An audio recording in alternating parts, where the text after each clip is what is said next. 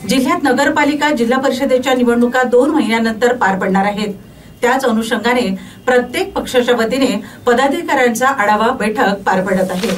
अशातच यवतमाळमध्ये काँग्रेस पक्षाच्या वतीने आढावा बैठक घेण्यात आली।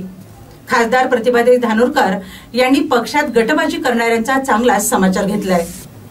काँग्रेसमध्ये अनेक पदाधिकारी पद घेऊन बसले, निवडणुका आल्या की पक्षाविरोधात ते काम करतात। काहींना भाजपाचा तर काहींना शिवसेनेचा पुळका आला असून त्यांना पदमुक्त करा अशी मागणी खासदार प्रतिभा धानोरकर यांनी यवतमाळमध्ये केली। काँग्रेसने आयोजित केलेल्या आढावा बैठकीत त्यांनी पक्षात गटबाजी करणाऱ्यांचा चांगला समाचार घेतलाय। स्थानिक स्वराज्य संस्थेच्या निवडणुकीत इतर पक्षाचे उमेदवार निश्चित होऊन ते कामाला देखील लागलेत, मात्र काँग्रेसमध्ये वेळेपर्यंत उमेदवार ठरत नाही, परिणामी त्याचा फटका काँग्रेसला बसतो, अशी ही तक्रार खासदार प्रतिभाताई धानोरकर यांनी केली। मनोविकासाठी बाळासाहेबांचं मनस्वी आभार या ठिकाणी व्यक्त करते।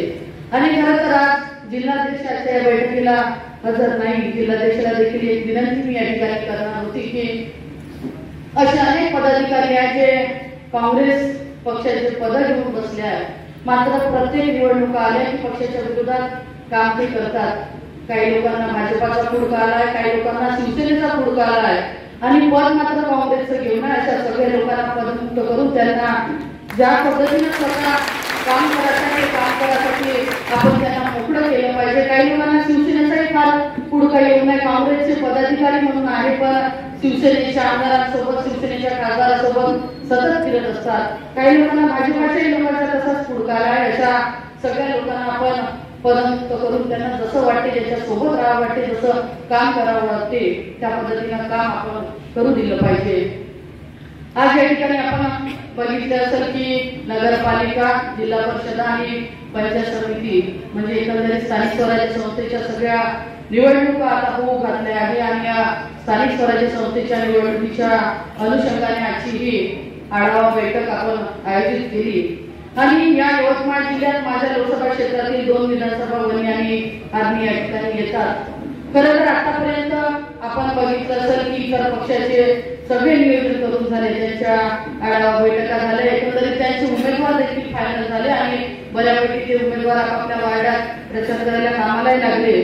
पण आपण एकंदरीत काँग्रेसचा इतिहास जर बघितला तर वेळेपर्यंत आपल्या तिकीटा फायनल होत नाही आणि तिकीटा फायनल न झाल्यामुळे आपण पाहिजे तशी तयारी करू शकत नाही।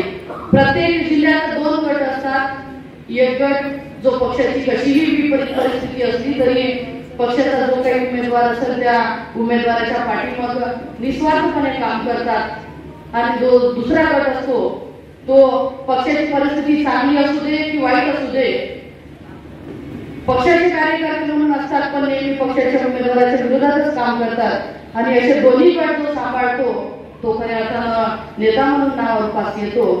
आज आपण बघितलं असेल की